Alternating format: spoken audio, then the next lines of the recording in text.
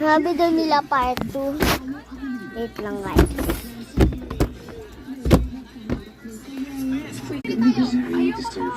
Sabi daw nila part 2. Eh di part 2. Ano na to? Ate, kanina to?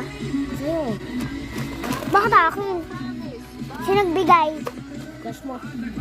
Sino? Si Nathaniel? Yes. Sabi mo thank you. Siyempre, bubuksan natin to. Ano? Kunin natin ang aking dun. Buksan na natin. I mean, wait lang. Ano yan? Ay, nakalabas to. So, tingnan natin. Lagay natin dito yung cabbage. Again. Mais ka. Ay, pasig pala yan. So, buksan na natin. Sa part